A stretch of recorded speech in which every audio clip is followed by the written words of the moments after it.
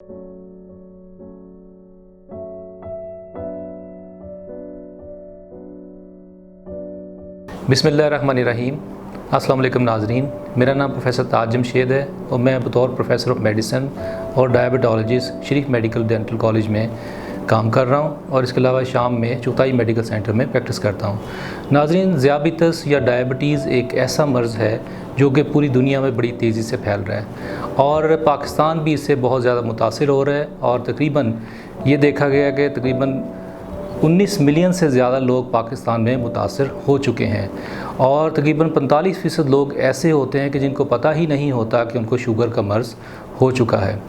और इसके अलावा ये शुगर के मर्ज़ के अंदर बेसिकली जो बुनियादी जो मसला होता है वो शुगर का ब्लड के अंदर का बढ़ जाना है और जब ये बढ़ता है तो इससे ना सिर्फ अमूमी अलामत जो आती हैं जैसे कि पेशाब का ज़्यादा आना और प्यास ज़्यादा लगना और भूख का ज़्यादा लगना होता है, इसके अलावा ये वज़न में कमी का भी बाइस बनता है। और शुगर के मरीज़ के अंदर ये बहुत ज़्यादा ज़रूरी होता है कि उसकी मुनासिब वक्त पे तशख़ीस हो और इसके अलावा उसका मुनासिब वक्त पर इलाज किया जाए। इलाज के लिए बहुत ज़रूरी चीज़ जो समझी जाती है वो 3 है, जिसमें नंबर 1 जिसमें कि हमारा खुराक का परहेज़ है। ख़ास तौर पे जो शुगरी चीज़ें होती हैं उनको हमने कम से कम लेना होता है। इसके अलावा नंबर 2 एक्सरसाइज़ है या वॉक है। कहा जाता है कि तकरीबन 30 मिनट रोज़ाना और हफ्ते में 5 दिन ब्रिस्क वॉक करना इसके लिए बहुत फ़ायदेमंद साबित होता है। और तीसरी जो अहम चीज़ है वो है अद्वियात का इस्तेमाल, और ये जो अद्वियात हैं ये हमेशा अपने डॉक्टर के मशवरे के मुताबिक इस्तेमाल करनी चाहिए। और इसके अलावा जब ये शुगर का मर्ज़ होता है तो ये बड़ा ज़रूरी होता है कि मरीज़ वक्त के साथ इसका चेकअप भी करवाता रहे और ख़ास तौर पर घर के अंदर एक ग्लूकोमीटर एक डिवाइस जो होती है उसका रखना बहुत फ़ायदेमंद साबित होता है। और ये जो डिवाइसेस हैं ये ऐसी होती हैं कि जो आपको वक्तन फ़वक्तन शुगर के बारे में बताती रहती हैं और आप उसको मॉनिटर कर सकते हैं, जिससे कि आपका शुगर का कंट्रोल बेहतर होता है। और इसके अलावा WHO ये कहता है कि ये जो रोज़ाना का तकरीबन 4 दफ़ा शुगर को चेक करना किसी भी शुगर के मरीज़ के लिए बेहतर होता है। लेकिन ज़ाहिर बात है कि एक मुश्किल अमल होता है, लेकिन जिनका शुगर अच्छा कंट्रोल हो जाए तो उनमें रोज़ाना 1 दफ़ा या 2 दफ़ा भी वो चेक कर सकते हैं।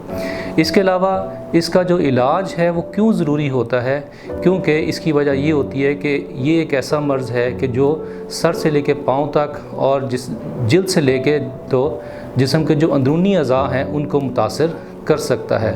और ख़ास तौर पर जो अज़ा मुतासिर होते हैं उसमें जैसे हमारा दिमाग है, फालिज का ख़तरा इसमें बढ़ जाता है, दिल है तो दिल का अटैक का ख़तरा होता है, गुर्दे हैं गुर्दों का फ़ेल होना, और इसी तरह हमारे जो पाँव हैं उनके ऊपर ज़ख्मों का होना।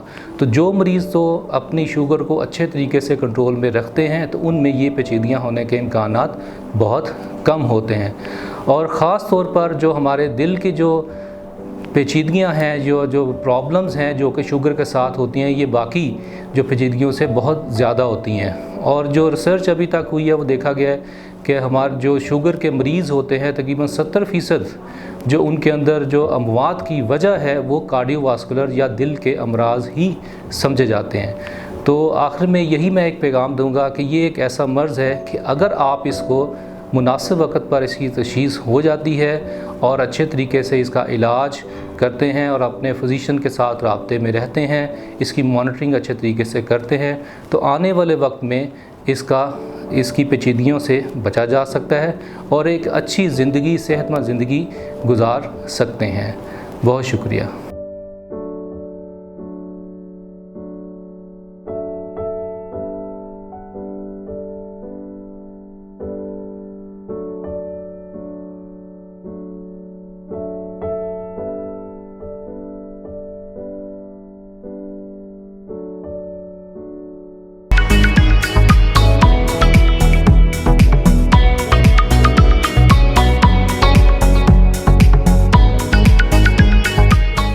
मरहम YouTube चैनल को सब्सक्राइब करें और बेल के आइकन पर क्लिक करें।